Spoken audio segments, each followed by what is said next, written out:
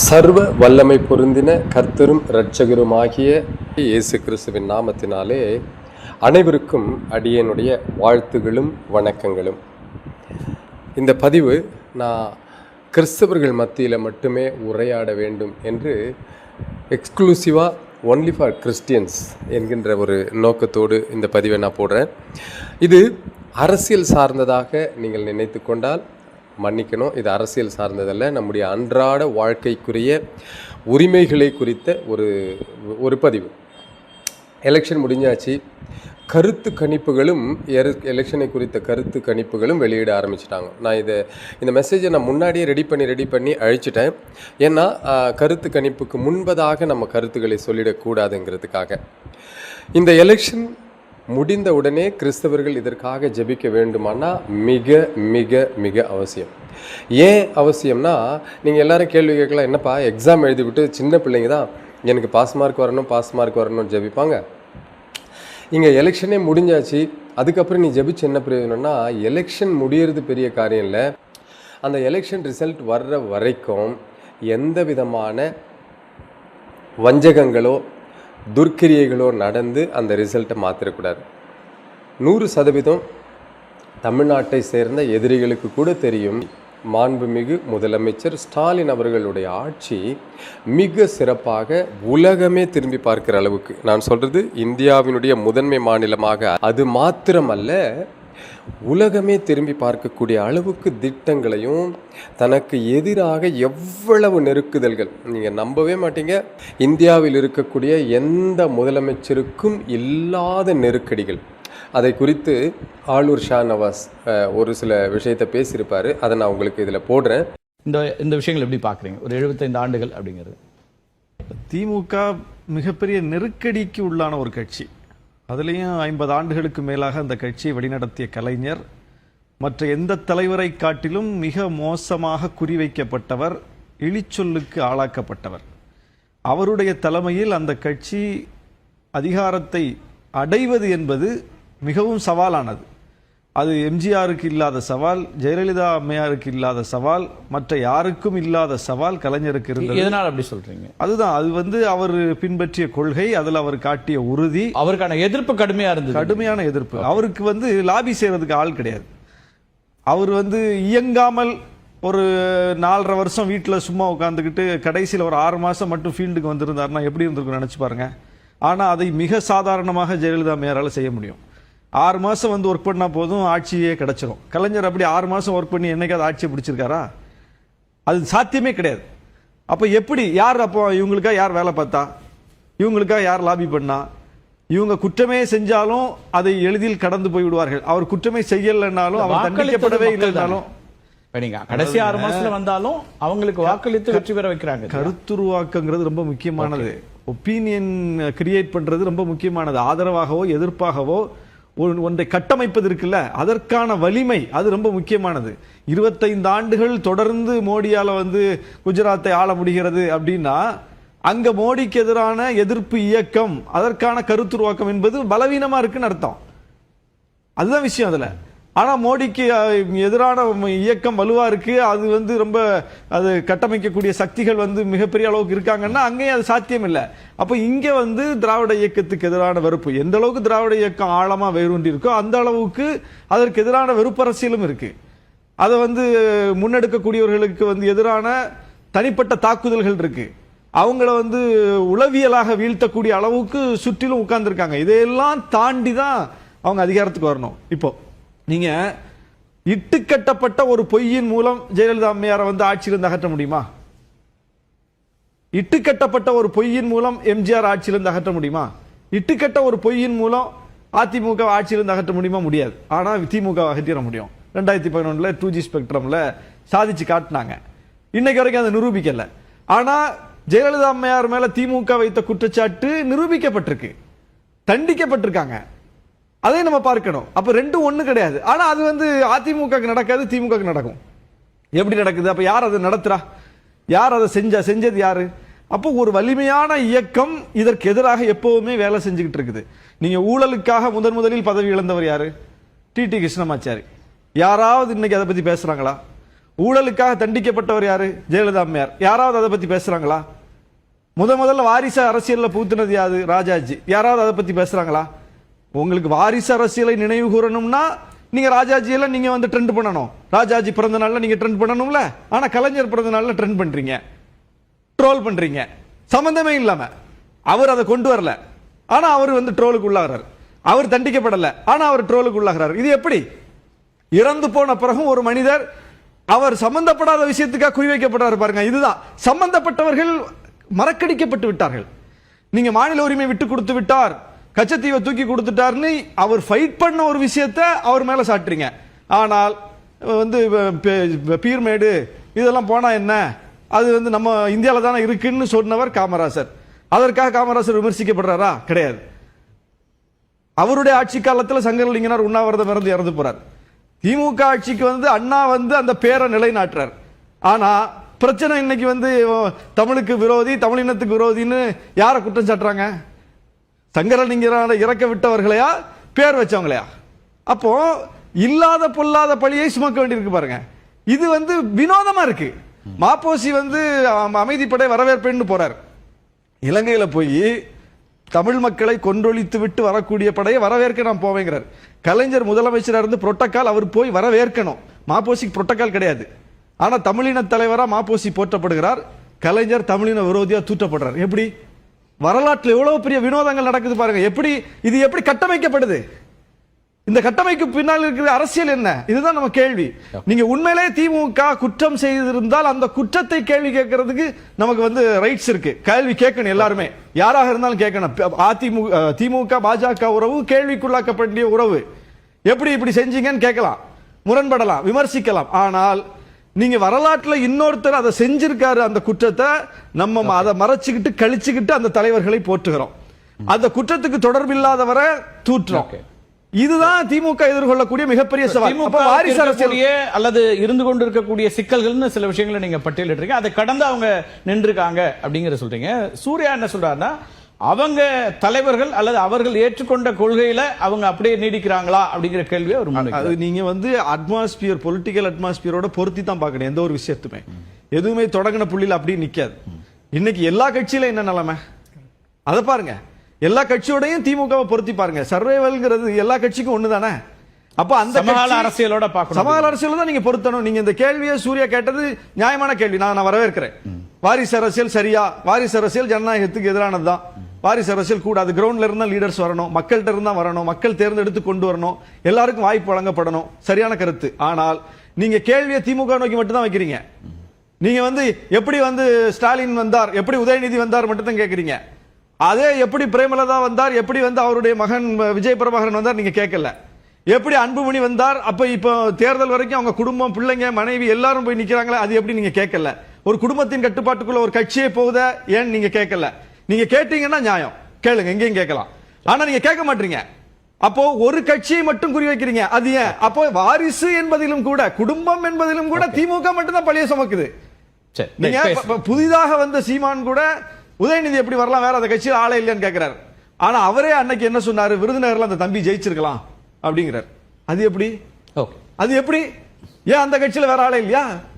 வாங்குற 4 சீட்ல வந்து அந்த கட்சிக்காரங்களுக்கு 4 சீட்டையும் கொடுக்கலாம்ல. விருதுநகர்ல கொண்டு வந்து அவரை நிறுத்துறீங்க, அன்புமணி மனைவியை கொண்டு வந்து தர்மபுரியில் நிறுத்துறீங்க. மொத்த கட்சியும் மொத்த போக்கஸையும் அங்க கொண்டு குவிக்கிறீங்க. சேப்பாக்கத்துல மட்டும் தான் வேலை பார்த்தாங்களா திமுக காரங்க? விமர்சனங்களை முழுமையா எதிர்கொண்டு அதே நேரத்துல கட்சியை நிறுத்தியிருக்காங்க. அதுதான் நான் சொல்றேன். அதாவது திமுக விமர்சனத்துக்கு அப்பாற்பட்ட கட்சி அல்ல. திமுகவோடு கூட்டணியில் இருந்து நாங்களே பல விஷயங்களை விமர்சிக்கிறீங்க, அது வேற. ஆனால் திமுகவை நோக்கி கேள்வி கேட்பதற்கும் ஒரு நியாயம் இருக்கணுங்கிறனா.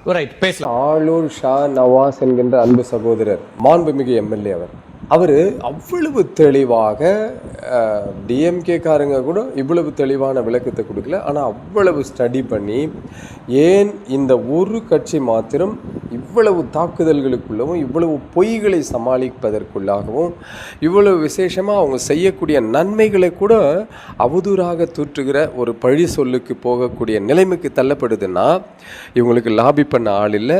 இவர்களுக்கு எதிராக இருப்பவர்கள் சமநிலையை விரும்பாதவர்கள்.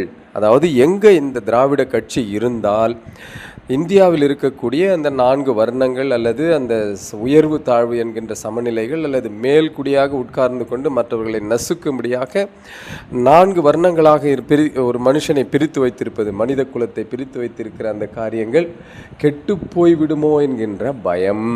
இதை மனதில் வச்சுக்கணும். இது கிறிஸ்தவங்களுக்கு தெரியணும். இந்த ஒரு சின்ன விஷயம் கூட கிறிஸ்தவனால் தெரிந்துக்க முடியலன்னா அவன் கிறிஸ்தவனாக இருந்து எப்படி சத்தியத்தையும் புரிஞ்சுக்க போகிறான்? எப்படி இவங்க சத்தியத்தை பெரிய பெரிய ஊழியக்காரர்கள் இதில் வெட்கப்பட வேண்டிய விஷயமாக தான் நான் சொல்கிறேன். இவங்க யாருக்குமே தெளிவாக அனலைஸ் பண்ண தெரியல. இவங்க எங்கிருந்துங்க சத்தியத்தை பேச போகிறாங்க? சத்தியம் என்பது மிக உன்னதமானது. இங்கே இவங்க பேசக்கூடிய காரியங்கள் எல்லாமே நாம் அப்சர்வ் பண்ணி பார்க்குறோம். சத்தியம் என்பது மிக ஆழமாக போய் பார்க்கக்கூடியது. எங்கிருந்து இவங்களுக்கு இந்த கர்த்தருடைய சத்தியங்கள் புரிய போகிறது? ரொம்ப ஜாக்கிரதையாக நாம் இருக்கணும். இங்கே ஆளூர் ஷானவாஸ் அவர்கள் வாரிசு அரசியலை குறித்து அவருக்கு தெரிந்ததை பேசினார். ஆனால் வாரிசு அரசியலில் மிக முக்கியமாக திராவிட முன்னேற்ற கழகத்திற்கு வாரிசுகள் அரசாள வேண்டும் என்பதில் மிக மிக முக்கிய பங்கு இருக்கிறது. அது நிச்சயம் நடந்தே தீரணுங்கிறதுக்கான விளக்கத்தை வேத வசன ஆதாரத்தோடு நான் பின்பகுதியில் கொடுத்துருக்கிறேன். கவனமாக கேளுங்க, தயவு செய்து கவனமாக கேளுங்க. எதிரணியில் ஒரே ஒரு கட்சி தான் இருக்குது. அந்த ஒரே கட்சி பல கட்சிகளாக பிரிந்து, பல கைகளாக ஆக்டோபஸ் போல பிரிந்து இவரை ஒடுக்கணும்னு பார்க்குது. இப்போ கிறிஸ்தவர்கள் இந்த இடத்துல எங்கே இருக்கிறாங்கன்னு பார்த்தீங்கன்னா, நான் பார்த்து மிக பிரபலமான மிக மிக மிக பிரபலமான ஒரு சில ஊழியர்களும் கூட மதியினமாக, என்னுடைய இந்த வார்த்தைக்கு நீங்கள் தயவு கூர்ந்து மன்னிச்சுக்கங்க, ஆனாலும் நான் இதை சொல்கிறேன், மதியினமாக சில குற்றச்சாட்டுகளை இந்த கட்சி மேலே வச்சு இந்த கட்சி வரக்கூடாதுன்னு மதியினமாக பரப்புரைகளை செய்கிறாங்க. அதை கேட்டு அவங்களுக்குன்னு சில விசுவாசி இருப்பாங்க, அவங்களுக்குன்னு சில ஜாதி கிறிஸ்தவர்கள் இருப்பாங்க, அவங்களுக்குன்னு அவங்க ஊருக்கார கிறிஸ்தவர்கள் இருப்பாங்க. இப்படி பலரை தன்வசம் திருப்பக்கூடிய பொல்லாத வேலைகளை அவங்க செய்கிறாங்க. அது மிகப்பெரிய அழிவுக்கு. இது அவங்க நினைக்கிறாங்க நாம் செஞ்சிட்டோம், அது எதற்காகனா அவங்களுடைய சொத்தை காப்பாற்றிக்கணும். ஏன்னா மேலிடத்திலிருந்து அவங்களுக்கு வரக்கூடிய நெருக்கடி. நீ பல கோடி சொத்து வச்சுருக்க, நான் உள்ளே வந்து கையை வச்சேன்னா உனக்கு பாதி கூட மிஞ்சாது. ஸோ நீ இப்படி பரப்புரை செய்யலைன்னா உன் மேலே நாங்கள் ஆக்ஷன் எடுப்போம்னு சொல்லிட்டா இவங்க இப்படி தான் செயல்படுவாங்க. அதாவது எப்படி இந்த ஆக்டோபஸை போல பல கட்சிகள் அவர்களுக்கு பயந்து கட்சிகளை தொடங்கி வேலை செய்து கொண்டிருக்கிறார்களோ அதுபோல் இந்த ஊழியர்களும் அதே சேம் ரூட்டில் தான் போகிறாங்க. சரி, இப்போ நான் ஒரு சில வேத அடிப்படையிலான டிஸ்கஷனை நமக்குள்ளே கொண்டு வரணும்னு பார்க்குறேன். என்ன வேத அடிப்படையிலான டிஸ்கஷன்றதை இங்கே நான் சொல்லிடுறேன் பாருங்கள். ஒரு உண்மையான நிகழ்வு, மிகப்பெரிய உலகமே திரும்பி பார்த்த ஒரு நிகழ்வு, அதில் ஜட்ஜ்மெண்ட் போயிட்டுருக்குது என்ன செய்யலாம் என்கின்ற. 2 பேர் அங்கே நிற்க வச்சுருக்கிறாங்க. பண்டிகை நாள்தோறும் நான் யாராகிலும் ஒருத்தரை வந்து உங்களுக்கு விடுதலை பண்ணுறது வழக்கம். காவல் பண்ணப்பட்டவர்களில் யாராகிலும் ஒருத்தரை விடுதலை பண்ணுறது வழக்கம். அப்போது நான் உங்களுக்கு இயேசுவை விடுதலை பண்ணட்டுமான்னு சாய்ஸை வேற கொடுத்துட்றாரு. மத்தேயு 27ஆம் அதிகாரத்தில் 16வது வசனத்திலிருந்து நான் உங்களுக்கு வாசிக்கிறேன் சில வசனங்களை.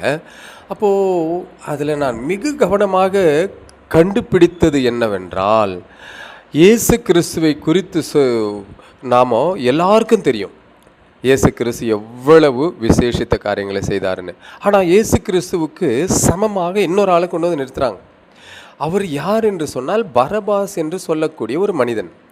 மத்தேயு சுவிசேஷத்தில் இந்த மனிதனை குறித்து ரொம்ப தெளிவாக எழுதப்பட்டிருக்கிறது.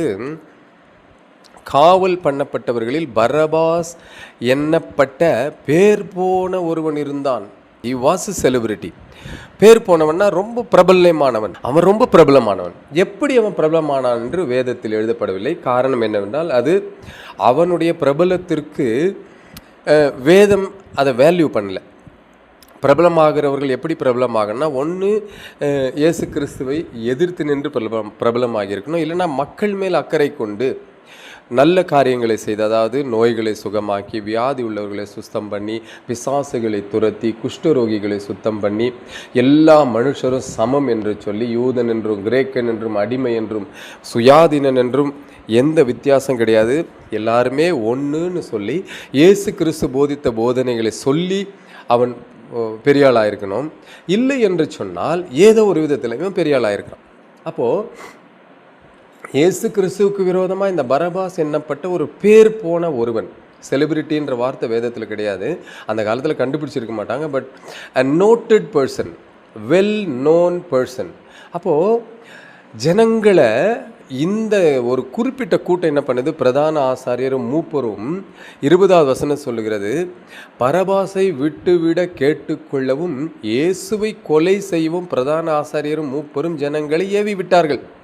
இன்றைக்கு அந்த ஒரு கட்சி என்ன செய்யுதுன்னா, இந்த திராவிட கட்சியை அழிச்சிட்டு அதற்கு சமமாக தன்னை பாராட்டி கொள்ளக்கூடிய ஒரு பேர் போன ஒருதனை நான் இன்னைக்கு இப்போ நிறுத்துகிறேன். பல வருடங்களை நாங்கள் என்னென்னவோ முயற்சி பண்ணி பார்த்துட்டோம். இதற்கு முன்னாடி பல பேர் போனவங்களை கொண்டு வந்தாங்க.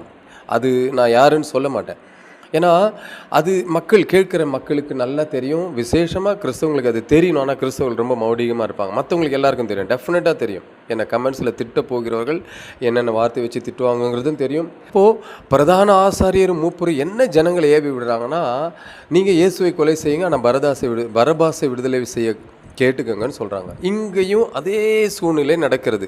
நான் இயேசுவோடு கூட யாரையும் கம்பேர் பண்ண விரும்பலை. ஆனால் இந்த மாடல் யோசிச்சு பாருங்கள், அந்த சேம் ஜட்ஜ்மெண்ட்டு போயிட்டுருக்குது. ஜனங்கள் கொந்தளிக்கிறாங்க. யாரை நேசிக்கிறோங்கிறது கூட அந்த ஜனங்களுக்கு தெரியல. எவ்வளவு போகிற வழியிலெல்லாம் இயேசு கிறிஸ்துக்கு முன்னாடி வியாதியஸ்தர்களை கொண்டு வந்து நிறுத்தினாங்க. போகிற இடங்களெல்லாம் இயேசு கிறிஸ்து மனதுருகி எல்லாரையும் சொஸ்தமாக்கினார். அப்போது கிட்டத்தட்ட ஒரு 90%, 95% இயேசு கிறிஸ்துவால் சுகம் பெற்றவர்கள், விடுதலை பெற்றவர்கள், நல்ல காரியங்களை கற்றுக்கொண்டவர்கள், நியாயத்தை கற்றுக்கொண்டவர்கள் எல்லாம் அங்கே சூழ்ந்து நிற்கிறாங்க. அப்படிப்பட்டவர்கள் கூட பரபாசை எங்களுக்கு விடுதலை பண்ணுங்கன்னு சொல்லி கேட்கிற அளவுக்கு அந்த இடத்துல ஒரு கலகத்தை ஏற்படுத்துகிறாங்க. பாருங்களேன், இப்போது தேசாதிபதி ஜனங்களை நோக்கி, இவ்விருவரில் எவனை நான் உங்களுக்கு விடுதலையாக்க வேண்டும் என்று கேட்டான். அதற்கு அவர்கள் பரபாசை என்றார்கள். பிலாத்து அவங்ககிட்ட திரும்ப இப்போ கேள்வி கேட்குறான், அப்படியானால் கிறிஸ்து எண்ணப்பட்ட இயேசுவை நான் என்ன செய்ய வேண்டும் என்று கேட்டான். அவனை சிலுவையில் அறைய வேண்டும் என்று எல்லாரும் சொன்னார்கள். அப்போ தேசாதிபதி திரும்பவும் கேள்வி கேட்குறான், ஏன் என்ன பொல்லாப்பு செய்தான் என்றான். அதற்கு அவர்கள் அவனை சிலுவையில் அறைய வேண்டும் என்று அதிகமாய் கூக்குரலிட்டு சொன்னார்கள். நல்லா கவனிங்க, என்னடா பண்ணிச்சு உங்களுக்கு திராவிடம்? அதெல்லாம் தெரியாது. அது திருட்டு திராவிடம், அது மக்களை அடிமைப்படுத்தி வச்சிருக்கிற திராவிடம், இது திருட்டு திராவிடம், கொள்ள கூட்டம், இப்படி தான் சொல்லிக்கிட்டே இருக்கிறாங்களே ஒழிய அவங்களுடைய நோக்கம் எப்படி இயேசுவை சிலுவையில் அறைய வேண்டும் அப்படின்னு இருந்ததோ அதுபோல் திராவிடத்தை அகற்றி விட வேண்டும். எதற்கு இவ்வளவு ஒரு ஆக்ரோஷம்? எதற்கு இப்படி ஜனங்க திராவிடத்தை ஒழிக்கணும்னு நினைக்கிறாங்கன்னா, அந்த திராவிடம் மட்டுமே முழு இந்தியாவிலும், அதாவது திராவிட கழகங்கள், கம்யூனிஸ்டுகள், விடுதலை சிறுத்தைகள், இப்படி பல கட்சிகள் பிறப்பின் அடிப்படையில் உயர்வு தாழ்வு உண்டு என்பதை மறுதலித்து, அதாவது இந்தியாவை ஆளுகிற அந்த ஒன்றிய ஆட்சி என்பது உலகத்தில் இருக்கக்கூடிய மனிதர்களில் இந்தியாவில் இருக்கக்கூடியவர்கள் பிறப்பின் அடிப்படையில் உயர்ந்தவர்கள் தாழ்ந்தவர்கள், இந்த அடிப்படையில் தான் மனிதர்கள் உருவாக்கப்பட்டிருக்கிறார்கள்னு சொல்லி மனுஷருடைய மனதில் புகுத்தி மனிதர்களை வேறு பிரித்து வச்சுருக்காங்க.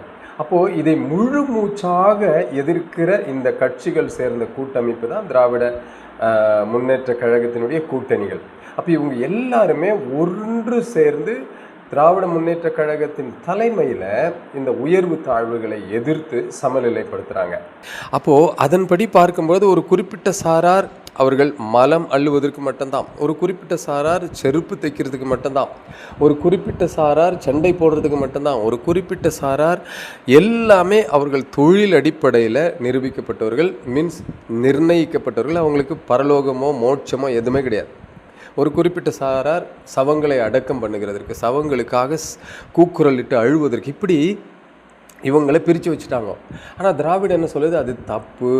எல்லா மனிதரும் பிறவியிலிருந்து எப்பவுமே இது போல் மாற்றப்படக்கூடாது. அவரவருடைய திறமைக்கு ஏற்றாற் போல் அவரவர் தொழில்களை செய்யலாம், அதை செலக்ட் பண்ணி செய்யலாம்னு சொல்லக்கூடிய வேலையை செய்யுது. அப்போ இதை நேரடியாக இப்படி தான் திராவிடம் பண்ணுது. அதனால் எங்களுக்கு பிடிக்கலன்னு சொல்லி இந்த பிரதான ஆசாரியரும் மூப்பரும் ஜனங்களை ஏவி விடும்பொழுது எப்படி இவர்களை குழப்பத்தில் ஏவி விட்டாங்களோ அதுபோல் இவங்களும் என்ன செய்கிறாங்கன்னா குழப்பத்தில் இவர்களை ஏவி விட்டிருக்கிறார்கள். அநேக ஊழியக்காரர்களுக்கு மதியினம் முட்டாள்தனமாக பிரசங்கித்து கொண்டிருப்பார்கள். இந்த அறிவு அவர்களுக்குள்ளே இல்லை அப்படிங்கிறத நான் மிக தெளிவாக சொல்லிடுறேன். என்னுடைய வார்த்தைகள் கடுமையாக இருந்தாலும் இதை நான் சொல்லிடுறேன். ஏன்னு சொன்னால் அவ்வளவு பெரிய தாக்கம். எந்த முதலமைச்சரும் செய்யாத காரியங்களை இவர் செஞ்சுக்கிட்டே இருக்கிறார். இப்போ நீங்கள் உதாரணத்துக்கு எடுத்துக்கோங்க, மம்தா பானர்ஜிங்கிறவங்க அந்த வெஸ்ட் பெங்காலில் அவங்க மிக ஆக்ரோஷமாக ஒன்றிய அரசாங்கத்தை எதிர்க்கிறாங்க, ஒன்றிய அரசை நடத்துகிறவரை எதிர்க்கிறாங்க. நம்ம ஸ்டாலின் அவர்களும் எதிர்த்து நிற்கிறார். ரெண்டு பேருக்கு என்ன வித்தியாசம்னு பார்த்தீங்களன்னா, எப்படி ஒரு காலத்தில் இங்கே ஜெயலலிதா என்பவர் மோடியா லேடியான்னு கேட்டது அவ்வளோ பப்ளிசிட்டி பண்ணாங்களோ, அதுபோல் அந்த அம்மாவும் என்ன செய்யுதுன்னா ஒரு உயர் குலத்திலிருந்து வந்து அவரை எதிர்க்கிறாங்க. எதிர்க்கணுங்கிறதுக்காக எதிர்க்கிறாங்களே ஒழிய அவங்க என்ன செயல்பாடுகள் மூலமாக அவரை எதிர்க்கிறாங்க என்னன்னு எனக்கு தெரியல. நான் அவ்வளவு ஞானம் உள்ளவன் கிடையாது, அந்த சைடு உள்ள புரிச்சு. ஆனால் என்னை ஆளுகிற தலைவரை குறித்த ஞானம் எனக்கு உண்டு. என்னென்னா, நீங்கள் நல்லதை செய்யுங்க, நாங்கள் உங்களை நேசிக்கிறோம், நீங்கள் எங்களுக்கு எதிரி கிடையாது, பங்காளியோ அங்காளியோ கிடையாது, நீங்கள் நல்ல திட்டங்களை கொண்டு வாங்க, நாங்கள் உங்களோட கைகோத்து நிற்கிறோம். ஆனால் இந்த பொல்லாப்புகளை கொண்டு வந்து மக்களை வேறுபடுத்துவதும், மக்களை உயர்வு தாழ்வு என்று சொல்வதும், மக்களை பிரித்து ஆளுவதும், ஒரு குறிப்பிட்ட கூட்டத்தாரை அடித்து நொறுக்கி கேவலப்படுத்துவதும் தமிழ்நாட்டில் நடக்காது. அதை நான் நடத்த விட மாட்டேன்னு சொல்லிட்டு திட்டங்கள் மூலமாக நீங்கள் பார்த்தீங்கன்னா இப்போது இந்த 4 வருடங்களிலேயே அவர் கிட்டத்தட்ட 600 வகையான திட்டங்களை கொண்டு வந்து அவர் எதிர்த்து நிற்கிறார். அப்போது இந்த 2 பேருக்குள்ள வித்தியாசத்தை நீங்கள் கண்டுபிடிச்சிங்களா? மம்தா பானர்ஜி அவங்க தோற்று போகிறதுக்கு வாய்ப்பு உண்டு. காரணம் என்னென்னா, மக்கள் அதில் என்ன பலனை பெற்றாங்கன்னு தெரியாது. இப்போ மோடியா லேடியான்னு சொன்னவங்க ஹீரோவாயிட்டாங்க. ஆனால் தன்னுடைய திட்டங்கள் மூலமாக ஜனங்களை நேர்படுத்தி ஜனங்களுக்கு நல்ல காரியங்களை செய்கிற மனிதன் பழி சொல்லுக்கு ஆளாகிறார். இதைத்தான் ஆளூர் ஷாநவாஸ் என்பவர் எப்படி பேசியிருக்கிறார்ன்றதை நீங்கள் கவனிங்க. அதன் பிறகு திரும்ப இப்போ என்னுடைய வார்த்தைகளை கேளுங்க. கவனிச்சிருப்பீங்கன்னு நினைக்கிறேன். சரி, இப்போது இந்த இடத்துல திரும்ப நாம் இந்த பைபிள் அந்த இன்சிடெண்ட்டுக்கே வருவோம். அந்த நடந்த சம்பவத்தை நம்ம வந்து பார்ப்போம். தேசாதிபதி கேட்குறாரு, என்ன பொல்லாப்பு செய்தான், ஏன் இயேசுவை சிலுவை அறையணும்னு கேட்கும்போது அவங்க எல்லாரும் அதிகமாக திரும்ப கூக்குரலிடுறாங்க 23வது வசனத்தில். அப்போ அதிகமாக கூக்குரல் இடும்போது அந்த மனுஷன் ஒரு முக்கியமான வேலையை செய்கிறான். கலகம் அதிகமாகிறதை அல்லாமல் தன் பிரயத்தனத்தினாலே பிரயோஜனம் இல்லை என்று பிலாத்து கண்டு முக்கியமாக ஒரு வேலை செய்கிறாங்க. தண்ணீரை அள்ளி ஜனங்களுக்கு முன்பாக கைகளை கழுவி ஒரு கன்ஃபெஷன் கொடுக்குறாங்க. இந்த நீதிமானுடைய இரத்த பழிக்கு நான் குற்றமற்றவன், நீங்களே பார்த்து கொள்ளுங்கள் அப்படின்னு சொல்லி ஒப்பு கொடுத்துட்டு போயிடுறான். இந்த வேலையை கூட இன்றைக்கி கிறிஸ்தவங்க செய்யலைங்க. ஒரு மிகப்பெரிய ஊழியர்கள் இன்றைக்கி இருக்கிறாங்க தமிழ்நாட்டில், உலகம் ஃபுல்லாக அவங்க பப்ளிசிட்டி ஆனவங்க. இந்த வேலையை கூட அவங்க செய்யலைங்க, இந்த வேலையை கூட செய்யலை. இங்கே பாருங்களேன், இதுக்கப்புறம் நடக்கிற சம்பவத்தை பாருங்கள். 26ஆம் அதிகாரத்தில் நான் கொஞ்சம் போயிடுறேன், பின்னாடி அதிகாரத்தில் என்னென்னா, பிரதான ஆசாரியரும் மூப்பரும் சங்கத்தார் யாவரும் இயேசுவை கொலை செய்யும்படி அவருக்கு விரோதமாக பொய் சாட்சிகளை தேடினார்கள். பொய் சாட்சியை தேடி கொண்டு வராங்க. 60ஆம் வசனம் சொல்லுது, ஒருவரும் அகப்படவில்லை. ஒருத்தர் கூட வந்து பொய் சாட்சி சொல்லி அது சரிப்படலை. அப்போ இன்னும் அதுக்கு பக்கத்தில் என்ன சொல்லுதுன்னா, அநேகர் வந்து பொய் சாட்சி சொல்லியும் அவர்கள் சாட்சி ஒவ்வவில்லை. திராவிடத்துக்கு விரோதமாக நான் சொன்ன மாதிரி ஆக்டோபஸ் மாதிரி பல இடத்திலிருந்து பல விதமான பொய்களை அள்ளி அள்ளி அள்ளி தெளிச்சுக்கிட்டே இருக்கிறாங்க.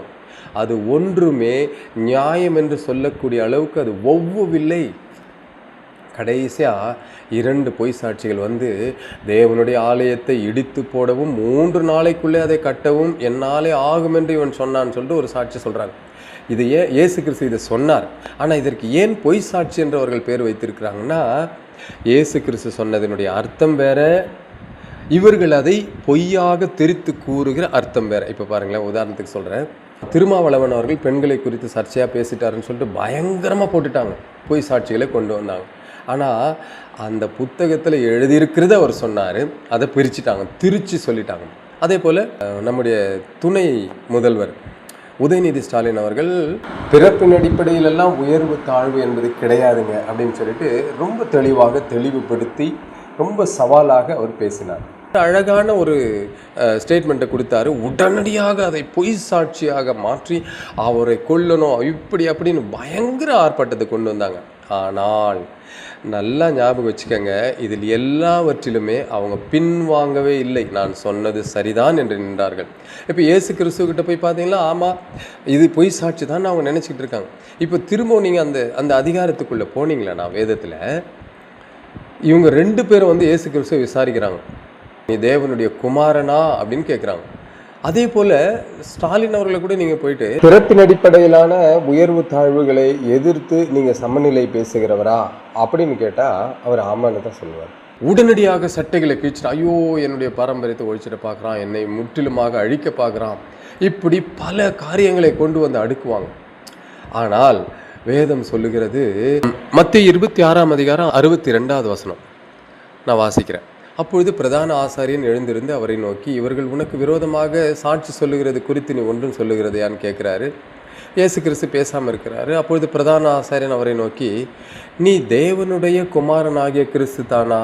அதை எங்களுக்கு சொல்லும்படி ஜீவனுள்ள தேவன் பேரில் உன்னை ஆணையிட்டு கேட்டுக்கொள்கிறேன்றார்.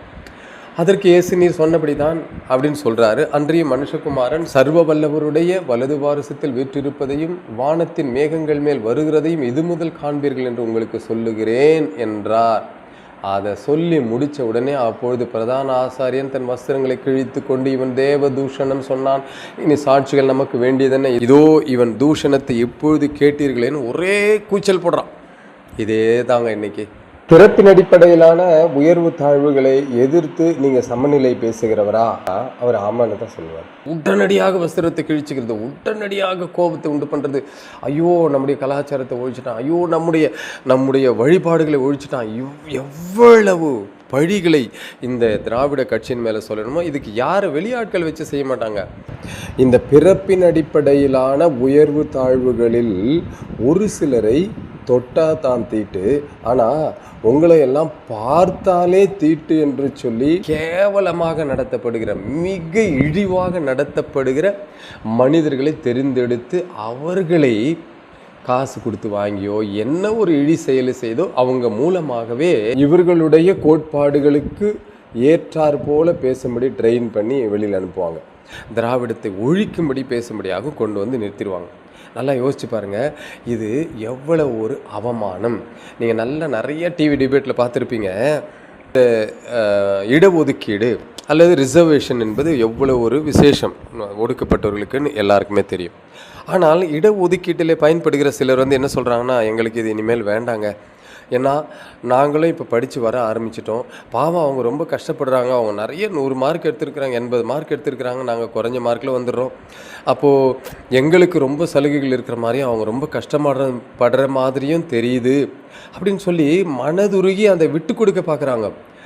ஆனால் நீங்கள் ஒரு நாளும், நான் பத்திரிகை துறையில் மிகப்பெரிய ஆளாக ஒரு சில பார்த்தேன், அவர் தினத்தந்தியில் வேலை செஞ்சார், அவ்வளோ நான் ரொம்ப அவரை அப்ரிஷியேட் பண்ணியிருக்கேன், ரொம்ப ஞானமுள்ளவர் நினச்சேன். ஆனால் அவர் முதற்கொண்டு எல்லா இந்த உயர்குலத்து மக்கள் என்று தங்களை சொல்லிக் கொள்ளுகிறவர்கள், கடவுளுக்கு நாங்கள் நிகரானவர்கள் சொல்லிக் கொள்ளுகிறவர்கள், ஒரு நாளும் ஒரு துளி கூட மனிதாபிமானம் என்பது வந்து இந்த மக்களை நாங்கள் ரொம்ப ஒடுக்கிட்டோம், 2000-3000 வருஷத்துக்கு மேலே இந்த ஜனங்களை நாங்கள் மலை அள்ள வச்சுட்டோம், இந்த ஜனங்களை செருப்பு தைக்க வச்சுட்டோம், இந்த ஜனங்கள் உயரவே முடியாத அளவுக்கு நாங்கள் பாவத்தை பண்ணிட்டோன்னு ஒரே ஒரு பிராமணர், ஒரே ஒருத்தர் வந்து வேதனைப்பட்டு கண்ணீர் விட்டு மன்னிப்பு கேட்டு மிக கேவலமான ஒரு நிலைமைக்கு தள்ளிட்டோமே, இன்றைக்கு அவர்கள் சமுதாயத்தில் உயர்ந்து வருகிறதற்கு நாங்கள் ஏன் தடையாக இருக்கணும், நாங்கள் இனி அந்த செயலை செய்ய மாட்டோம் அப்படின்னு சொல்லிட்டு மன்னிப்பு கேட்க சொல்லுங்கள் பார்க்கலாம்.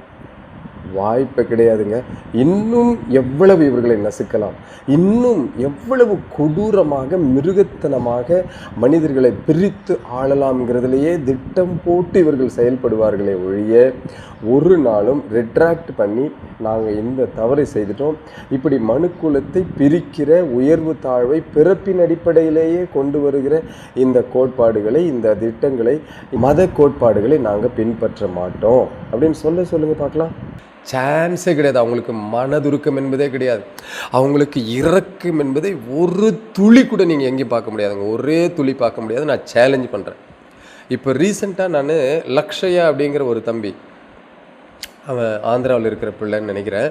அந்த பையன் பிராமண குலத்தில் பிறந்தவன் போல தெரியுது. ஆனால் அவன் ரொம்ப தெளிவாக உட்கார்ந்து அம்பேத்கருடைய சட்டத்திட்டங்களையும் அம்பேத்கருடைய கோட்பாடுகளையும் ரொம்ப தெளிவாக டிபேட் பண்ணுறான். பட் அது எத்தனை நாளைக்கு நடக்கும்னு தெரியல. அவன் வெளிப்படையாக சொல்லிட்டான், அவன் உயர்குலத்தில் என்று சொல்லப்படுகிற ஒரு குலத்தில் நான் பிறந்துட்டேன் அப்படின்னு சொல்லி. ஆனால் அது அப்படியே உடைத்தெறிகிறபடி அவன் டிபேட் பண்ணுறான். யார் என்கிட்ட சேலஞ்ச் பண்ணி வர்றீங்களோ வந்து என்கிட்ட டிபேட் பண்ணுவாங்கிறான்.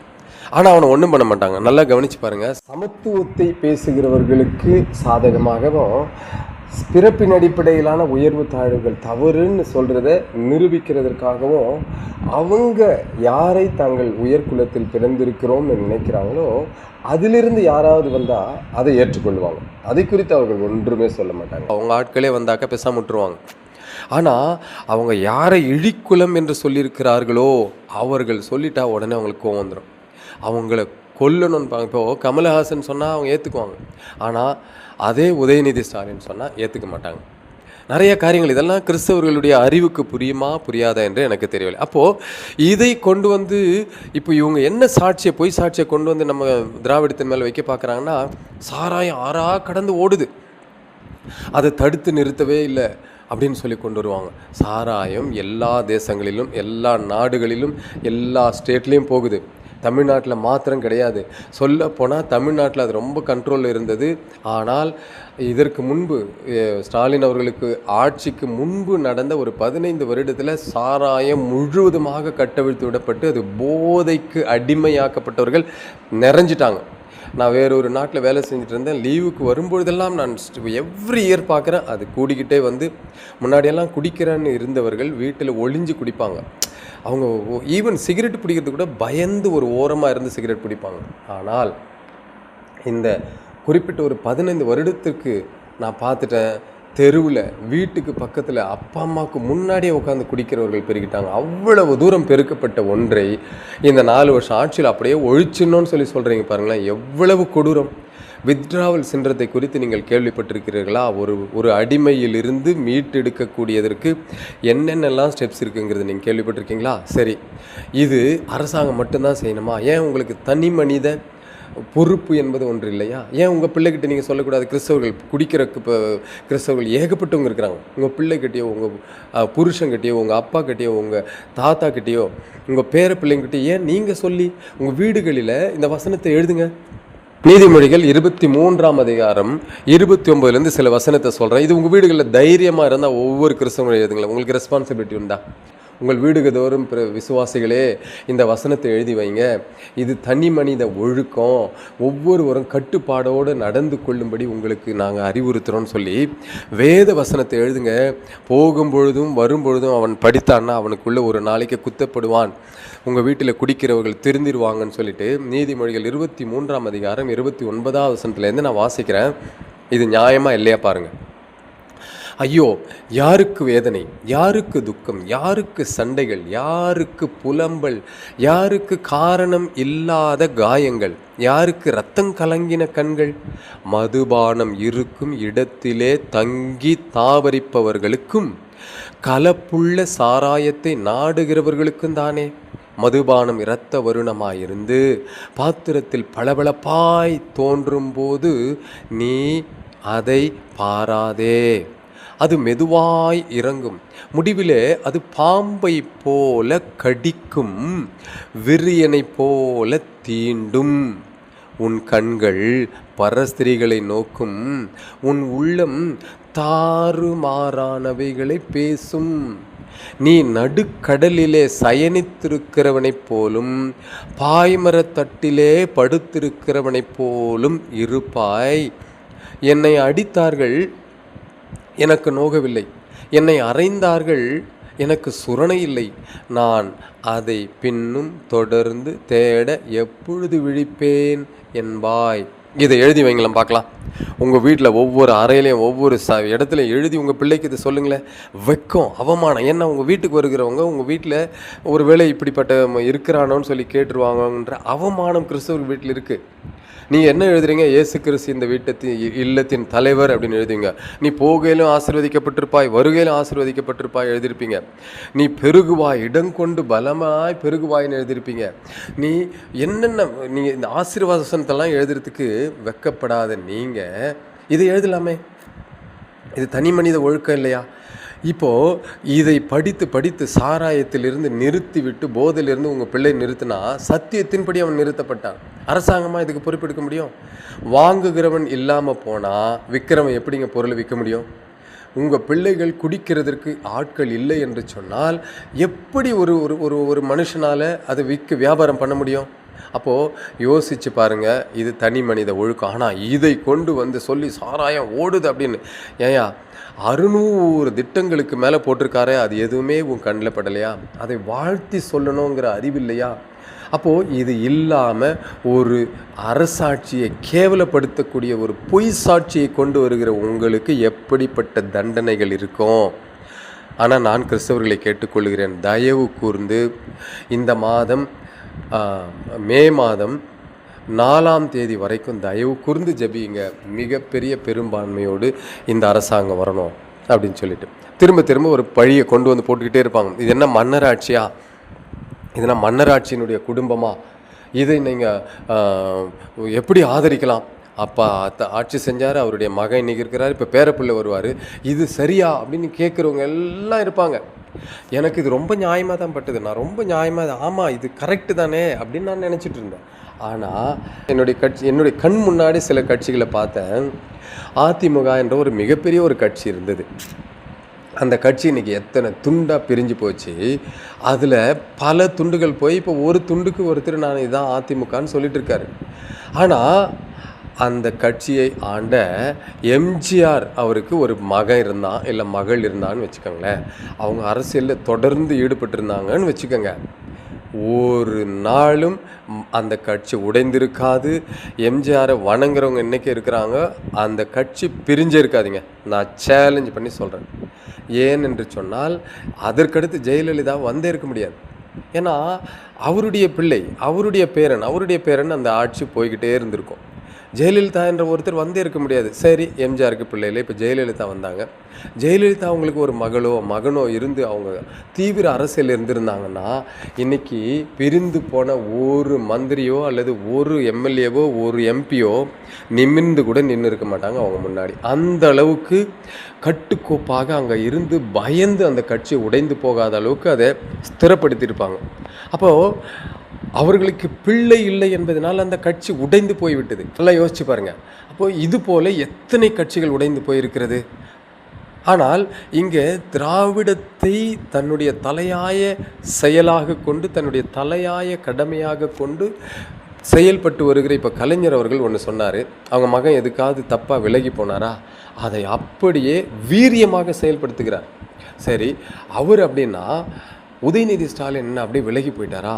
வீரியமாக கொண்ட கோட்பாடுகளில் அவங்க நிலைச்சு நிற்கிறாங்க. நல்லா யோசிச்சு பாருங்கள். இப்போது அகிலேஷ் யாதவ்னு ஒருத்தர் இருக்கிறாரு, அவங்க அப்பா இன்னொரு யாதவ், 2 பேருமே பிரிஞ்சுட்டாங்க.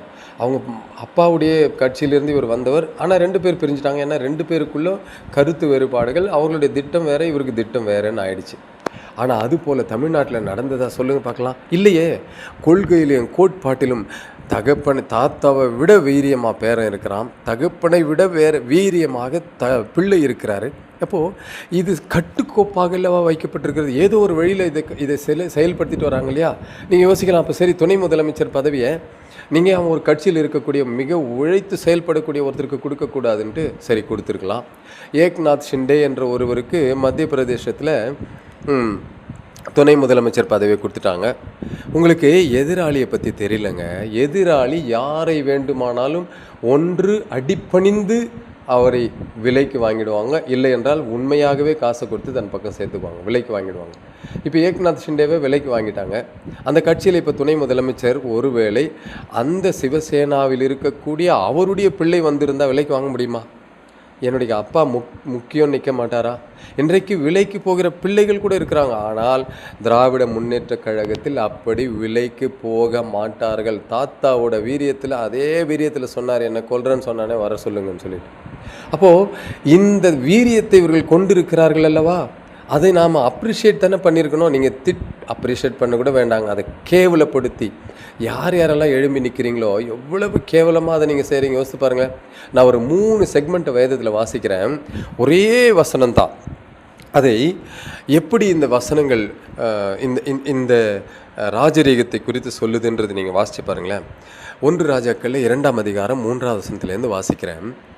நீ என்ன செய்தாலும், நீ எங்கே போனாலும் எல்லாவற்றிலும் புத்திமானாய் இருக்கிறதற்கும் கர்த்தர் என்னை குறித்து உன் பிள்ளைகள் தங்கள் முழு இருதயத்தோடும் தங்கள் முழு ஆத்துமாவோடும் எனக்கு முன்பாக உண்மையாய் நடக்கும்படிக்கு தங்கள் வழியை காத்து கொண்டால் இஸ்ரவேலின் சிங்காசனத்தின் மேல் வீற்றிருக்கத்தக்க புருஷன் உனக்கு இல்லாமல் போவதில்லை என்று சொன்ன வார்த்தையை திடப்படுத்துகிறதற்கும் மோசேயின் நியாய பிரமாணத்தில் எழுதியிருக்கிறபடி நீ உன் தேவனாகிய கர்த்தருடைய கட்டளைகளையும் கற்பனைகளையும் நியாயங்களையும் சாட்சிகளையும் கை கொள்ள அவர் வழிகளில் நடக்கும்படிக்கு அவருடைய காவலை காப்பாயாக அப்படின்னு தன்னுடைய பிள்ளைக்கு தாவீது சொல்லுகிற அறிவுரை இது. இப்படி கர்த்தர் நமக்கு சொல்லியிருக்கிறாரு.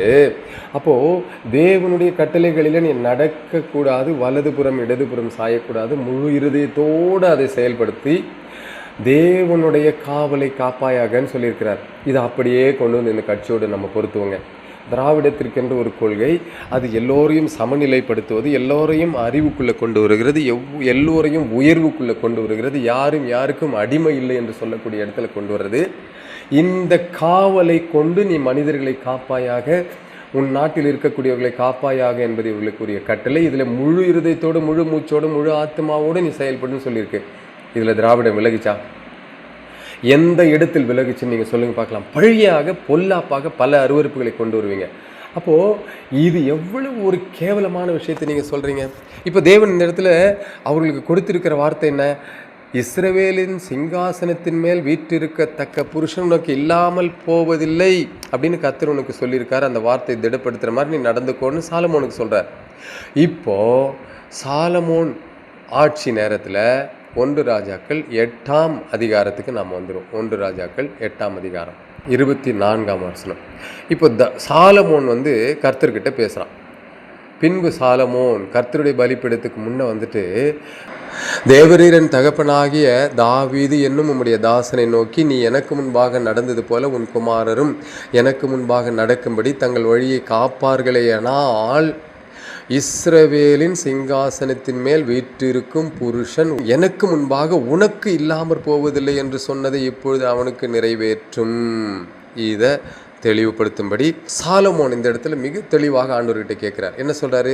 இஸ்ரவேலின் தேவனே, என் தகப்பனாகிய தாவீது என்னும் உம்முடைய தாசனுக்கு சொன்ன உம்முடைய வார்த்தையை மெய் என்று விளங்குவதாகன்னு ஆட்சிக்கு வந்திருக்கிற இப்போ தாவீதை போல கலைஞர் வாழ்ந்தார்.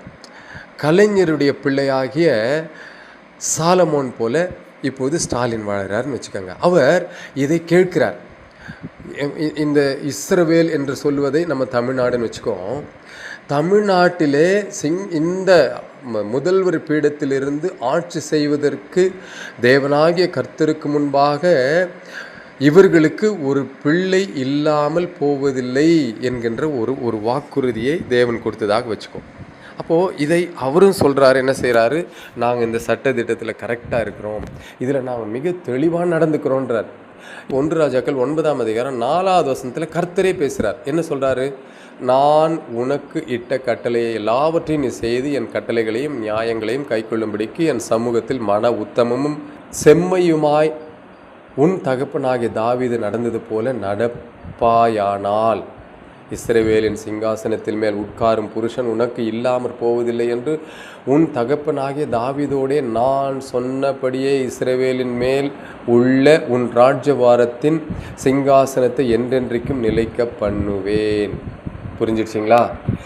ஜனங்களை ஆளும்படிக்கு தேவன் ஏற்படுத்துகிறவர்களுக்கு பிள்ளைகளை கொடுத்து அந்த பிள்ளைகள் தகப்பனுடைய தன்னுடைய தாத்தாவினுடைய இப்படி ஒருவருடைய அந்த கோட்பாட்டிலிருந்து அவருடைய தாத்தா யாருடைய கோட்பாடுக்கு போனார்? அண்ணா பெரியார் என்பவருடைய கோட்பாடு.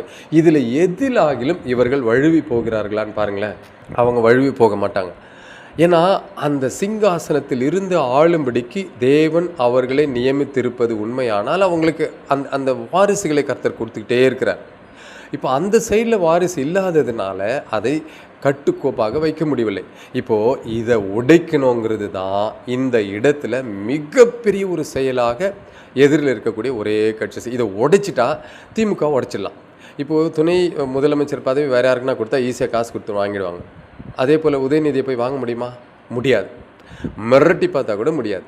அப்போது இது எல்லாவற்றிலுமே நாம் ஞானம் உள்ளவர்களாக கிறிஸ்தவர்கள் இருந்து, ஆமாம் நான் இப்போ விசுவாசிக்கிறேன், இது ஒருவேளை இவர்கள் கொள்கையில் மாறி போய்ட்றாங்க. இப்போ பாருங்கள், உதயநிதி ஸ்டாலின் இருக்கிறாரு, தெளிவாக இருக்கிறார். அவருடைய பையன் ஒருவேளை கொள்கையில் மாறி போகிறான்னா அப்போ நாம் யாருமே அதற்கு வாக்களிக்கக்கூடாது. தெரியுதா? இந்த கொள்கையிலிருந்து மீறி இப்போ பாருங்கள், ஜெயலலிதா அவர்கள் ரொம்ப தெளிவாக சொல்லிட்டாங்க, ஒரு நாளும் எனக்கு இந்த கட்சியோடு நான் ஒரு நாளும் கூட்டணி வைக்க மாட்டேன்ட்டு. ஆனால் அவருடைய கட்சிக்கு பின்னாடி வந்தவங்க என்ன செஞ்சிட்டாங்க? அந்த கட்சியோட போய் நின்று அவங்களுடைய காலடியில் விழுந்து கிடக்கிறாங்க. இப்போ யாராகிலும் இது தவறுன்னு சொல்கிறவங்க இருக்காங்களா பாருங்கள்? கிடையாது. ஆனால் ஒரே கொள்கை, ஒரே திட்டம், ஒரே யோசனை, ஒரே சிந்தனை, மக்களுடைய வளர்ச்சி மட்டும்தான். மக்கள் சமநிலைமையில் இருக்கணும், மக்கள் படிக்கணும், படித்து முன்னேறணும், வேலையில் வரணும், வேலையில் முன்னேறணும், சமுதாயமும் தேசமும் உயர்ந்த நிலைமையிலிருந்து நாங்கள் தான் highest contributor of the development of the country என்று சொல்லக்கூடிய இடத்துல தமிழ்நாடு இருக்குது. ஆனால் அதை கேவலப்படுத்திக்கிட்டே இருக்கணும். இந்த இடத்துக்கு வரக்கூடிய அந்த ஒன்றிய பிரதமர் என்ன செய்கிறாரு? வந்து கேவலமாக பேசுகிறார். ஒரு நாள் நன்றி உணர்ச்சியோட இந்த தமிழ்நாட்டினுடைய கான்ட்ரிபியூஷன் இல்லைன்னா இந்திய அரசாங்கத்தை நடத்தவே முடியாதுங்கிற ஒரு லெவல் இருக்குது, உங்களுக்கு நன்றின்ற வார்த்தையை சொல்லுவாரான்னு பார்த்தா டெஃபினட்டாக கிடையாது. ரொம்ப கேவலமாக பேசி அதை அருவருப்பாக்கிட்டு போகிறதுக்கு தான் இவங்க தயாராக இருக்கிறாங்க. அதை ஒழிக்கும்படிக்கு சிங்கத்தை போல தைரியமாக இருக்கக்கூடிய ஒருவர் நமக்கு தேவைன்னா அது திரு ஸ்டாலினும் அவருடைய பிள்ளையும், ஒருவேளை அவருடைய பிள்ளைகளின் பிள்ளைகள். நீங்களும் அந்த இடத்துல போய் நில்லுங்கன்னு பார்க்கலாம், முடியாது. உங்கள் குடும்பம் நிற்கட்டுமே, முடியாது. எவ்வளவு நாளையும் நீங்கள் தாங்குவீங்க இந்த ப்ரெஷரை? முடியாது. இது எல்லாவற்றிலுமே உங்களை நிறுத்தி பாருங்கள். உங்களால் இப்படி ஒரு கட்சி நடத்த முடியுமா? உங்களால் ஒரு இயக்கத்தை இப்படி நிறுத்த முடியுமா? இப்போ எத்தனையோ பேர் வந்துட்டாங்க, எவ்வளோ கேவலமாக பேசுனாங்க. அவங்க எவ்வளவு தூரம் கட்சியை தொடங்குறதுலேருந்து இன்றைக்கி வரைக்கும் மாறி இருக்காங்க. யோசிச்சு பாருங்கள். நீங்கள் கற்பனையில் ஒவ்வொரு கட்சியாக நீங்கள் எடுத்துகிட்டு வாங்க. நான் பேர் சொல்ல விரும்பலை. ஒவ்வொரு கட்சியாக எடுத்துகிட்டு வாங்க. இந்த கட்சி அந்த கட்சி எதை எடுத்துகிட்டு வாங்க. அவங்க கொள்கையை தொடங்கும் போது எப்படி தொடங்கினாங்க, இப்போ எப்படி மாறிட்டாங்க. ஆனால் இந்த திராவிட கட்சி, அதுவும் விசேஷமாக திராவிட முன்னேற்ற கழகம், இவர்களோடு ஐக்கியப்பட்டிருக்கிற திராவிடர் கழகம், இவர்களோடு ஐக்கியப்பட்டிருக்கிற மிகப்பெரிய கொள்கையும் வல்லமையும் ரொம்ப ஞானமும் உள்ள திரு தொல் திருமாவளவன் அவர்களுடைய விடுதலை சிறுத்தைகள் கட்சி, இவங்கெல்லாம் பாருங்கள். அதே போல் கம்யூனிஸ்ட் கட்சிகள், இவங்க யாருமே கொள்கை கோட்பாடிலிருந்து மாறவே மாட்டாங்க. எத்தனை கோடி கொடுத்தாலும் மாற மாட்டாங்க. வேணும்னா இவர்களுடைய அந்த அரசியலுடைய நிலைப்பாட்டை மாற்றி கொஞ்சம் போய் இந்த பக்கம் அந்த பக்கம் போயிருப்பாங்களே, கொள்கை கோட்பாடை மாற்ற மாட்டாங்க. ஆனால் கொள்கையும் கோட்பாடையும் கொண்டு போய் அடமானம் வச்சுட்டு நாம் திராவிடம் தானா என்பதே தெரியாத அளவுக்கு போய் அவங்க காலடியில் விழுந்துட்டு அவங்க சொல்கிறது தான் சரி என்று சொல்வதற்கு இவங்களுக்கு எதற்கு ஒரு தனி கட்சி? அவங்க தனியாக அந்த இடத்துலையே அடமானம் கொடுத்து நாங்கள் அதிலே சேர்ந்துக்கிறோன்னு சொல்லலாம் இல்லையா? அதுபோல் இல்லாமல் வேதம் சொல்லுகிறது, நீதிமொழிகள் 28ஆம் அதிகாரம் 1வது வசனம், ஒருவனும் தொடராதிருந்தும் துன்மார்க்கன் ஓடி போகிறான். அவங்களுக்கு எந்த நெருக்கடியும் இல்லை, ஓடி போயிடுறாங்க. ஆனால் நீதிமான்களோ சிங்கத்தை போல தைரியமாக இருக்கிறார்கள். நீதியின் வழியில் நடக்கிற ஸ்டாலின் அவர்கள் சிங்கத்தை போல தைரியமாக இருக்கிறார். இன்னும் ஒரு சில வசனத்தை நான் வாசிக்கிறேன். ரொம்ப கேர்ஃபுல்லாக இதை கவனிக்கணும், ரொம்ப ஜாக்கிரதையாக கவனித்து பாருங்கள். நீதிமொழிகள் 30ஆம் அதிகாரத்தில் ஒரு சில வசனம், அது ரொம்ப நோட்டபிள். 30ஆம் அதிகாரம் 29, 30, 31, 32 வாசிக்கிறேன் பாருங்களேன். வினோதமாய் அடி வைத்து நடக்கிறவைகள் 3 உண்டு, வினோத நடையுள்ளவைகள் 4 உண்டு. அவையாவன, மிருகங்களில் சௌரியமானதும் ஒன்றுக்கும் பின்னிடையாததுமாகிய சிங்கமும் போர் குதிரையும் வெள்ளாட்டுக்கடாவும் ஒருவரும் எதிர்க்கக்கூடாத ராஜாவுமே. அப்பா, இப்போது நீங்கள் நல்லா யோசித்து பாருங்கள். முதலாவது சொல்லப்பட்டது மிருகங்களில் சௌரியமானதும் ஒன்றுக்கும் பின்னிடையாததுமாகிய சிங்கமும் அப்படின்னு சொல்கிறார். ஒன்றுத்துக்கும் அது பின்னட்டி போகாது. அப்படி இன்றைக்கு நிற்கக்கூடிய ஒரே முதலமைச்சர் நம்முடைய ஸ்டாலின் அவர்கள். நீங்கள் என்ன வேணால் சொல்லுங்கள், அடிமைன்னு சொல்லுங்கள், 200 ரூபாய்க்கு எனக்கு தெரியல யார் 200 ரூபாய் கொடுக்குறாங்கன்னு, யாருக்கு நான் அடிமையாக இருக்கிறேன்னு தெரியல. உங்களுக்கு தான் நாங்கள் பயப்படணும். ஏன்னா நீங்கள் எங்களை அடிமைப்படுத்த பார்க்குறீங்க, ஏதோ ஒரு கொள்கை கோட்பாடை கொண்டு வந்து எங்களை அடிமைப்படுத்த பார்க்குறீங்க. ஆனால் சுதந்திரமாக பேசுகிற ஒரு சுதந்திரம் தமிழ்நாட்டில் மட்டும்தான் இருக்கும், மற்ற இடங்களில் அது கிடையாது. தொகுதி மறு வரையறை என்கின்ற டீலிமிட்டேஷனை கொண்டு வந்தாங்க. முதல் ஆளாக சிங்கத்தை போல எதிர்த்தவர் நம்முடைய முதல்வர் திரு ஸ்டாலின் அவர்கள். எல்லா முதல்வர்களும் அதுக்கப்புறம் தான் வீழ்ச்சிக்கிட்டாங்க. காரணம் என்னென்னா, ஏன் கிறிஸ்தவர்கள் இந்த எலெக்ஷனில் ஜெபிக்கணும் அப்படின்னா, மிகப்பெரிய ஒரு பெரும்பான்மையோடு இந்த கட்சி ஆட்சி அமைச்சாதான் இப்படி எதிர்த்து நின்று தன்னுடைய உரிமைகளை வாங்க முடியும். பாருங்கள், ஒன்றிய அரசாங்கம் நம்முடைய பணத்தை எல்லாம் பிடுங்கிடுது, ஆனால் திரும்ப கொடுக்கறதுக்கு பயப்படுது, கொடுக்கவே மாட்டேங்குது. உத்தரப்பிரதேசத்துக்கு நம்ம கொடுக்குற பணத்தை விட அவங்க குறைவாக கொடுக்குறாங்க, ஆனால் அவங்களுக்கு 10 மடங்கு 20 மடங்கு அதிகமாக அவங்களுக்கு ரிட்டர்ன் போயிடுது. ஆனால் அந்த இடத்துல வளர்ச்சி போய் பாருங்கள், ஒன்றுமே இருக்காது. ஆனால் நம்ம கொடுக்கறத விட வெறும் 20 பைசா கொடுக்குறாங்க, 29 பைசா கொடுக்குறாங்கன்றாங்க. அந்த பணத்தை வைத்து உலகமே திரும்பி பார்க்குற அளவுக்கான உயர்வையும் நாட்டினுடைய வளர்ச்சியில் மிக முக்கியமான பங்கையும் வகிக்கிற நம்முடைய மாநிலம் எவ்வளவு தூரம் முன்னாடி போய்கிட்டே இருக்குது. ஆனால் அவங்களுக்கு வசை சொல், திருட்டு திராவிடம், அருவருப்பான வார்த்தைகளை பேசுகிறாங்களே. இதற்கு தான் நான் சொன்னேன், இருளை வெளிச்சம் என்றும் வெளிச்சத்தை இருள் என்றும் பாவிக்கிறவர்களுக்கு ஐயோ, இது நிச்சயமாக ஒரு நாளைக்கு வரங்க. அதாவது பொய்யை சார்ந்து பொய்யே தனக்கு அடைக்கலம் என்று சொல்லி உண்மையை பொய்யாக மாற்றுகிற எல்லாருக்குமே பயங்கரங்கள் கண்டிப்பாக வரும். பயங்கரங்கள் அவங்க குடும்பங்களில் அவங்க பிள்ளை யாரோ ஒருவர் அதில் சிக்கிக்கிடுவாங்க. ஏன்னா வளர்ப்பு சரியில்லை. பொய்யை நம்பும்படியாகவும் பொய்யை பிரசங்கிக்கும்படியாகவும் பொய்யையே ஒரு கட்சியின் மேலே சாற்றி அவர்கள் செய்கிற எல்லா நன்மைகளையும் கெடுக்கும்படியாகவும் பிரயத்தனம் பண்ணுறவங்களுக்கு ஆபத்து நிச்சயம் காத்து கொண்டிருக்கிறது. என்னென்னா, வெளிச்சத்தை இருளுன்னுவாங்க, இருளை வெளிச்சன்னுவாங்க, நன்மையை தீமைன்னுவாங்க, தீமையை நன்மைன்னுவாங்க. இது ஊழியக்காரனும் இதில் விலகி போகலை. ஊழியக்காரங்களும் இதில் நின்றுட்டு வெளிச்சத்தை இருளுன்னு சொல்லுவானுங்க, இருளை வெளிச்சம்னு சொல்லி மிக கேவலமாக இந்த அரசாங்கத்தை கேவலப்படுத்திக்கிட்டே வருவானுங்க. அப்போது இதிலிருந்து நம்மை நாம் காப்பாற்றி கொள்ளணும்னா நாம் சத்தியத்தின் பக்கம் நிற்க வேண்டும். அதற்காக இந்த எலெக்ஷனில் நாம் விட்டுட்டோன்னா அடுத்து வருகிறவர்கள் டோட்டலாக ஒன்றிய அரசாங்கத்தினுடைய அடிமைகளாக இருப்பாங்க. டீலிமிட்டேஷனை ஈஸியாக கொண்டு வந்துடுவாங்க. தமிழ்நாட்டினுடைய பங்களிப்பு ஒரு துளியும் அங்கே இருக்காது. அவங்க நினைக்கிற எந்த சட்டமானாலும் அந்த சட்டத்தை அவங்க செயல்படுத்திக்கிட்டே இருப்பாங்க. தமிழ்நாடு டோட்டலாக புறக்கணிக்கப்படும். திராவிட முன்னேற்ற கழகம் தான் செய்த நன்மைகளை பட்டியலிடுறதுக்கே டைம் இல்லைங்க. நான் உங்களுக்கு ஒரு சின்ன ஒரு வீடியோ போடுறேன் பாருங்களேன், ஒரு 4 நிமிஷம் வீடியோ. இந்த வீடியோ எனக்கு ரொம்ப பெருசு தான். இந்த 4 நிமிஷம் வீடியோவில் அந்த பட்டியலை படிக்கிறதுக்கே டைம் இல்லைங்க. அதை கேட்டால் உங்களுக்கு கொட்டா வந்துடும். அவ்வளவும் இன்றைக்கு தமிழ்நாட்டில் செயல்பாட்டில் இருக்கக்கூடியவைகள். இந்த நாட்டில் எதை அவர் சாதித்தார்? என்ன சாதித்தார்? கருணாநிதி சாதிகள். 1, இந்தியாவிலே முதலில் காவல்துறை ஆணையம் அமைத்தது கருணாநிதி. கையில் இழுக்கும் ரிக்ஷா ஒழித்து இலவச சைக்கிள் ரிக்ஷா தந்தவர் கருணாநிதி. PUC வரை இலவச கல்வி உருவாக்கி தந்தவர் கருணாநிதி. மின்சாரம் அனைத்து கிராமங்களுக்கும் செல்ல வழித்தடம் அமைத்து தந்தவர் கருணாநிதி. போக்குவரத்து துறையை உருவாக்கியவர் கருணாநிதி. இந்தியாவிலே முதன்முறையாக விவசாயத்திற்கு இலவச மின்சாரம் தந்தவர் கருணாநிதி. இந்தியாவிலே சொந்த பொண்ணுக்கு சம உரிமை உள்ளது என சட்டமாக்கியது கருணாநிதி. அரசு வேலைவாய்ப்புகளில் பெண்களுக்கு 30% இடஒதுக்கீடு தந்தவர் கருணாநிதி. மே 1 சம்பளத்துடன் கூடிய பொது விடுமுறை தந்தவர் கருணாநிதி. நபிகள் நாயகத்தின் பிறந்த நாளை விடுமுறை தினமாக அறிவித்தவர் கருணாநிதி. முதல் விவசாய கல்லூரியை உருவாக்கி தந்தவர் கருணாநிதி. இலவச வண்ண தொலைக்காட்சி பெட்டி வழங்கும் திட்டத்தை தந்தவர் கருணாநிதி. 10 மீட்டர் வகுப்பு வரை தமிழ் கட்டாயமாக்கியது கருணாநிதி. பள்ளிகள் உணவோடு முட்டை தந்தவர் கருணாநிதி. சமச்சீர் கல்வி தந்தவர் கருணாநிதி. மாவட்ட அளவில் முதல் 3 இடங்களில் வருவோருக்கு மேற்படிப்பு உதவித்தொகை தந்தவர் கருணாநிதி. பொது நுழைவுத் தேர்வை ரத்து செய்தவர் கருணாநிதி. முதல் பட்டதாரிகளுக்கு ஆண்டுக்கு 20,000 வீதம், 4 ஆண்டுகளுக்கு 80,000 பொறியியல் கல்வி கட்டணம் வழங்கியவர் கருணாநிதி. மனோன்மானியம் சுந்தரநாத் பல்கலைக்கழகத்தை நிறுவியவர் கருணாநிதி. பாவேந்தர் பாரதிதாசன் பல்கலைக்கழகத்தை நிறுவியவர் கருணாநிதி. டாக்டர் எம்ஜிஆர் மருத்துவக் கல்லூரியை நிறுவியவர் கருணாநிதி. வேலூர், தூத்துக்குடி, கன்னியாகுமரியில் புதிய மருத்துவக் கல்லூரிகளை அமைத்து தந்தவர் கருணாநிதி. இந்தியாவிலே முதன்முறையாக டாக்டர் அம்பேத்கர் பெயரில் சட்டக் கல்லூரியை நிறுவியவர் கருணாநிதி. இந்தியாவிலேயே அண்ணா தொழில்நுட்ப பல்கலைக்கழகம் திருச்சி, கோவை, மதுரை, திருநெல்வேலியில் உருவாக்கி தந்தவர் கருணாநிதி. தனியார் பள்ளிகள் கட்டண நிர்ணய ஆணையம் அமைத்து தந்தவர் கருணாநிதி. ஆசியாவிலே முதன்முறையாக கால்நடை மற்றும் விலங்குகள் அறிவியல் பல்கலைக்கழகம் அமைத்தவர் கருணாநிதி. காமராஜர் பிறந்த நாளை கல்வி மேம்பாட்டு தினமாக அறிவித்தவர் கருணாநிதி. பெண்களுக்கு சுய உதவி குழுக்களை அமைத்து தந்தவர் கருணாநிதி. குடிநீர் வடிகால் வாரியம் அமைத்து கொடுத்தவர் கருணாநிதி. தமிழ்நாடு குடிசை மாற்று வாரியம் அமைத்தவர் கருணாநிதி. கிராமங்களில் மினி பஸ் சேவை கொண்டு வந்தவர் கருணாநிதி. கிராமங்களில் கான்ட்ராக்ட் சாலைகளை அமைத்து தந்தவர் கருணாநிதி. 24 மணி நேரமும் மருத்துவ சேவை தந்தவர் கருணாநிதி. சமத்துவம் தந்தவர் கருணாநிதி. நேரடி நெல் கொள்முதல் மையம் அமைத்து தந்தவர் கருணாநிதி. மீனவர்களுக்கு இலவச வீடு வழங்கும் திட்டம் தந்தவர் கருணாநிதி. 2ஆம் அலகு நிலக்கரி மீன் உற்பத்தி நெய்வேலிக்கு கொண்டு வந்தவர் கருணாநிதி. பெட்ரோல் தொழிற்சாலை தூத்துக்குடிக்கு கொண்டு வந்தவர் கருணாநிதி. சுக்கோ உருவாக்கியது கருணாநிதி. தமிழ்நாடு நுகர்பொருள் வணிகக் கழகத்தை அமைத்தவர் கருணாநிதி. முதலில் காவிரி நீதிமன்றம் அமைக்க முற்பட்டவர் கருணாநிதி. உள்ளாட்சி மற்றும் கூட்டுறவு தேர்தல் கொண்டு வந்தவர் கருணாநிதி. மெட்ராஸை சென்னை என்று மாற்றியவர் கருணாநிதி.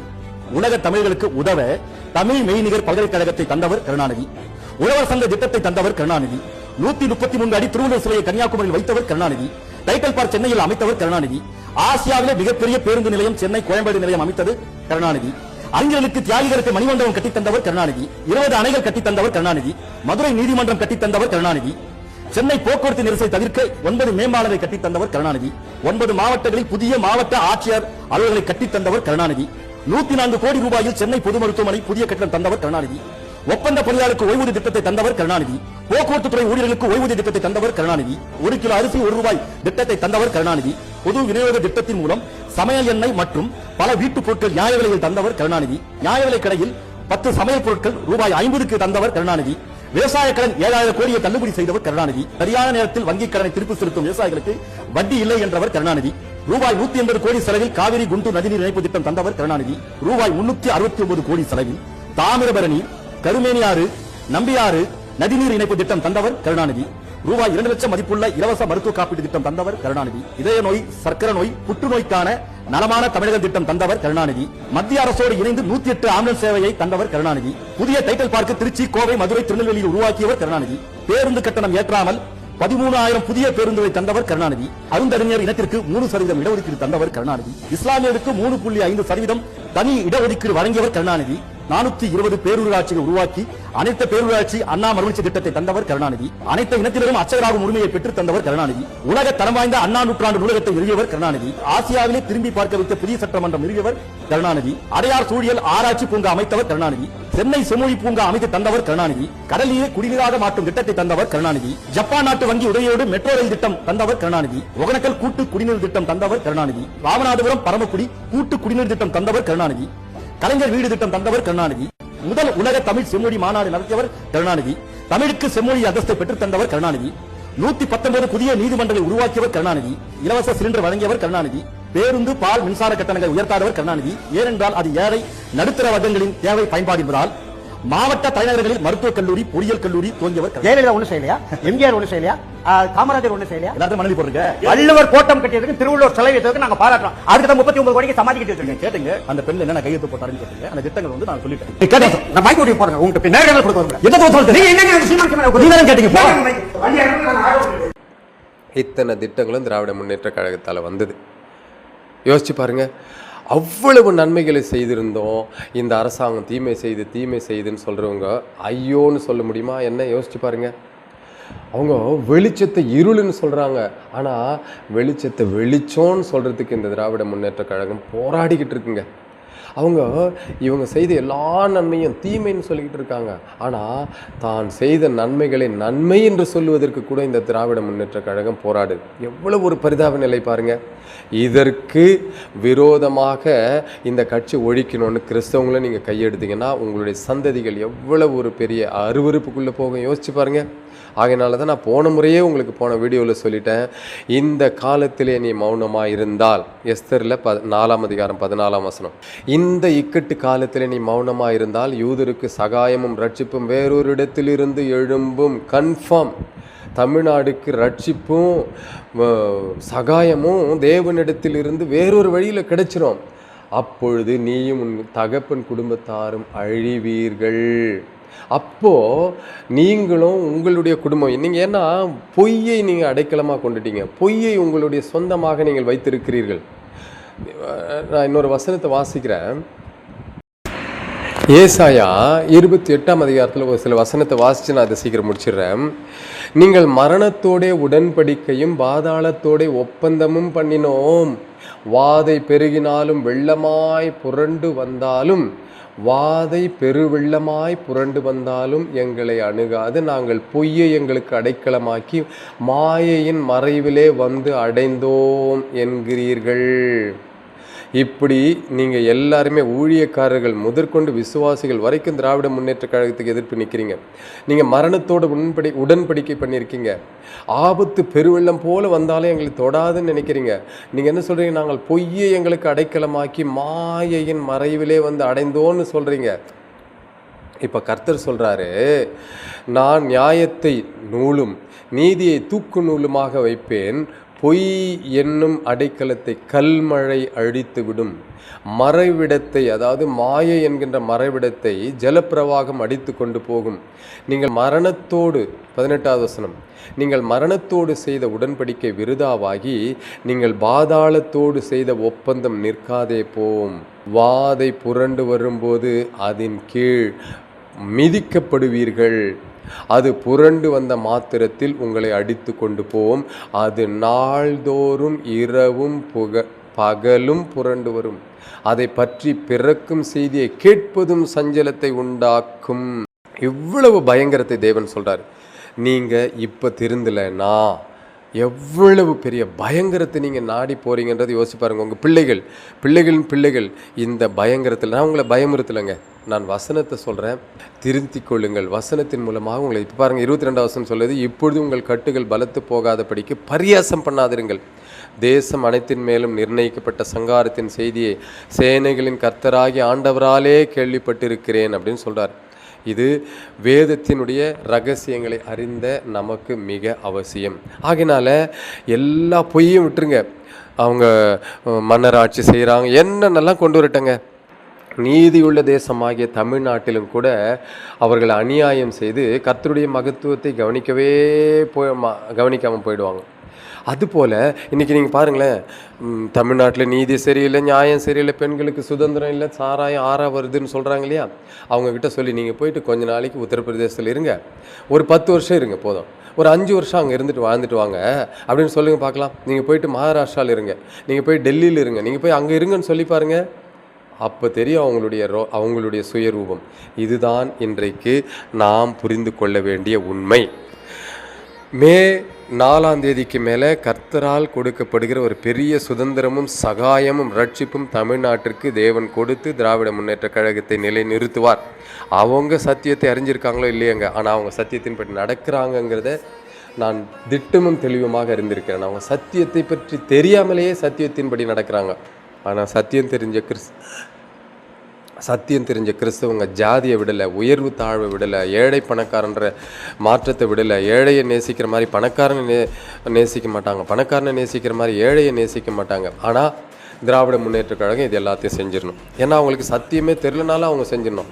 சத்தியம் தெரிஞ்சு நான் இவ்வளவு கேவலமாக வாழ்வேன்னு நினைக்கிற கிறிஸ்தவர்கள் தயவு கூர்ந்து உங்கள் கட்டுகள் பலத்து போகாதபடிக்கு இந்த நாளிலே இந்த நிமிஷத்திலிருந்து, ஒருவேளை நீங்கள் எதிர்கட்சிக்கு ஓட்டு போட்டிருக்கலாம், எதிர்கட்சிக்கு நீங்கள் செஞ்சுருக்கலாம், ஆனால் இன்றைக்கு அமர்ந்து ஜெபியுங்க. இந்த கட்சி தொடர்ந்தால்தான் தமிழ்நாடு ஒரு சுதந்திரத்தோடு இருக்க முடியும். இல்லை என்றால் நான் இந்த போடுற வீடியோக்களில் இருக்கக்கூடிய பயங்கரங்களை உங்கள் பிள்ளைகளும் நீங்களும் அனுபவிக்க நாட்கள் வரும். அப்பொழுது கதறும்படியான ஒரு வேளையில் நீங்கள் தள்ளப்படுவீர்கள். கர்த்தர் உங்களோடு இருப்பாராக. என்னுடைய பேச்சில் கோபம் இருந்தாலும் வெறுப்புகள் இருந்தாலும் என்னை மன்னிங்க. ஒருவேளை நான் வெறுப்பாக யாரையும் பேசலை, ஆனால் பல ஆயிரம் வருடமாக நாங்கள் வெறுப்புக்குள்ளாக நாம் நடத்தப்படுகிறோம். அந்த வெறுப்பை வெறுப்பு என்று கூட அவர்கள் தெரியாமல் ஈவு இரக்கம் இல்லாமல் நம்மை குறித்து பேசுவார்கள். இப்போ என்னை குறித்து பேசுவாங்க, நிறைய வரும் கமெண்ட்ஸு. நான் அவைகள் எல்லாவற்றையும் அவர்கள் குடும்பத்தின் மேலும் அவர்கள் மேலுமே சுமத்தி விட்டு தேவனுடைய நாமத்தினாலே எனக்கு ஆசீர்வாதத்தையும் சுதந்திரத்தையுமே நான் கர்த்தரிடத்திலிருந்து பெறும்படி எனக்கும் நான் பெற்றுக்கொள்கிறேன், நீங்களும் பெற்றுக்கொள்ளுங்கள். கர்த்தர் நம்மோடு இருப்பாராக. எல்லா நாளும் நீதி வெல்லுவதாக, பரிசுத்தம் வெல்லுவதாக, கர்த்தருடைய நாமம் மகிமைப்படுவதாக. அல்லேலூயா. கர்த்தருக்கு ஸ்தோத்திரம்.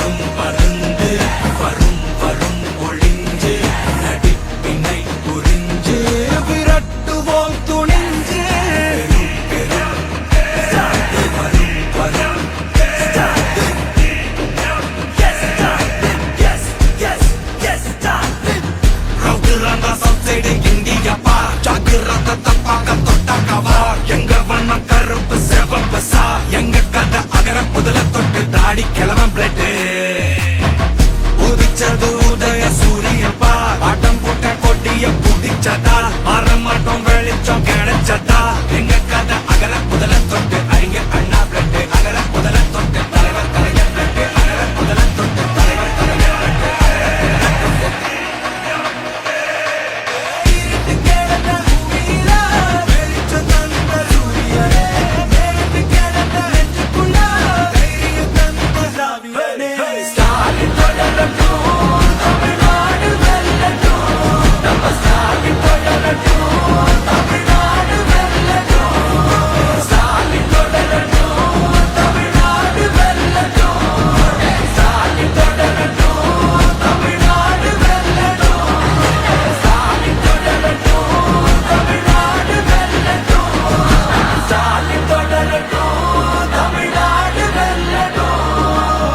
தமிழ்நாடு போராடும், தமிழ்நாடு வெல்லும்.